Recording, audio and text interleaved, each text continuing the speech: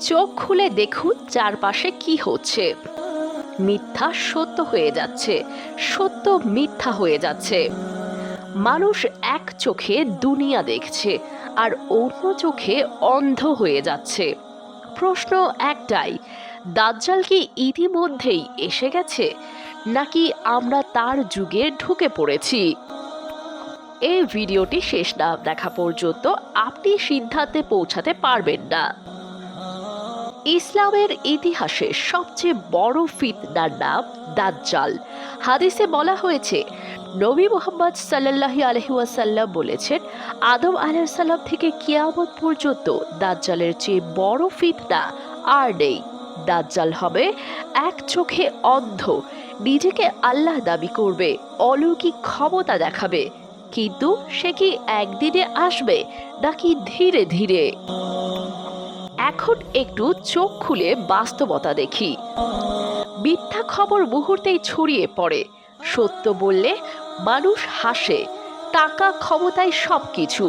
মানুষ আল্লাহকে ভুলে যাচ্ছে। আর সবচেয়ে ভয়ঙ্কর, মানুষ নিজের চোখে দেখা জিনিসও বিশ্বাস করে না, বিশ্বাস করে স্ক্রিনকে। হাদিসে কি বলা হয়নি, শেষ যুগে মানুষ চোখ থাকতেও অন্ধ হবে? অনেকে প্রশ্ন করে, দাজ্জালের এক চোখ মানে কি শুধু শারীরিক, নাকি এটা প্রতীক?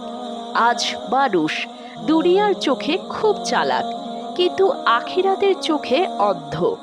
এক চোখে প্রযুক্তি, আরেক চোখে অন্ধবিশ্বাস। এটা কি কাকতালীয়?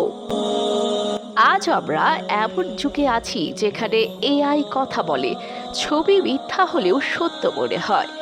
এক ক্লিকে মানুষের মতামত বদলে যায়। ডিপফেক, ভার্চুয়াল বাস্তবতা, মিথ্যা অলৌকিক ক্ষমতা। হাদিসে কি বলা হয়নি, দাজ্জাল জান্নাত ও জাহান্নাম দেখাবে?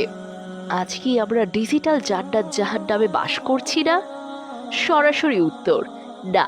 দাজ্জাল এখনো প্রকাশ্যে আসেনি, কিন্তু তার যুগ শুরু হয়ে গেছে, এমন আলামত স্পষ্ট। হাদিসে বলা আছে, দাজ্জালের আগমন হবে ধাপে ধাপে। ফিতনা তৈরি হবে, মানুষ প্রস্তুত হবে, তারপর সে আসবে। নবী সাল্লাল্লাহু আলাইহি ওয়াসাল্লাম আমাদের পথ দেখিয়ে গেছেন। সূরা কাহফ পড়া, ঈমান শক্ত রাখা, চোখ বন্ধ করে বিশ্বাস না করা, আল্লাহর ওপর ভরসা। কারণ দাজ্জাল মানুষকে জোর করবে না, সে ভুল পথে ডাকবে।